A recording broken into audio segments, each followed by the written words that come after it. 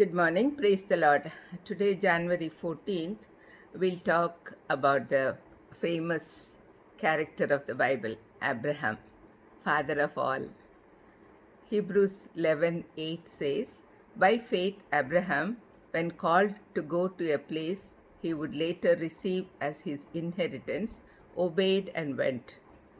Abraham is the first great patriarch of the nation of Israel, and he is revered as the epitome of human faith in the will of God by Christians and Muslims also. Abraham's very name means father of a multitude. That's what we see in Genesis 17:5. His story in Genesis explains why and how the clan of Abraham made its way to Palestine from the Tigris-Euphrates basin or Mesopotamia. Abraham, originally known as Abram, which means exalted father, was born about 4,000 years ago in the famous Babylonian city known as Ur of the Chaldeans, which was situated in what is now Iraq. He was a direct descendant of Noah's son Shem.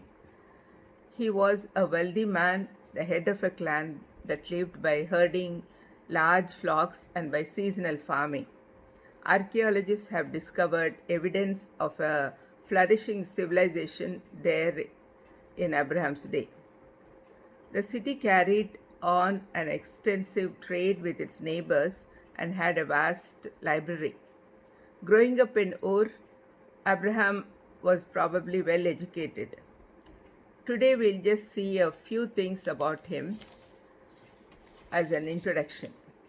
We should also see some more things about him.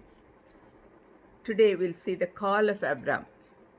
The Lord had said to Abram, go from your country, your people, and your father's household to the land I will show you. When God called him, Abram moved out in faith from Ur to Haran and finally to Canaan. God then established a covenant with Abram and gave him 3 unconditional promises.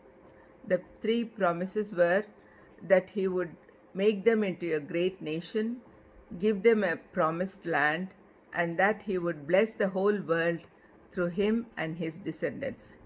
God's plan was that the nation Israel that would come from Abram was to follow God and influence those with whom it came in contact.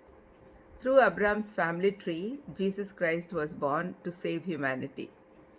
Through Christ, people can have a personal relationship with God and be blessed beyond measure. To get all these promises come true in his life, Abram had to leave his country, his people, and father's household and go to the place that the Lord would show him.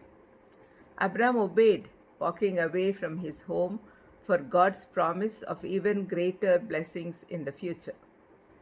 God may be trying to lead you to a place of greater service and usefulness for him. Don't let the comfort and security of your present situation make you miss God's plan for you. Let's pray. Lord, thank you for reminding us about the great faith of Abram and the obedience. Yes, Lord, we all need that. Please help us to gain that, Lord. In Jesus' precious name I ask. Amen. God bless you.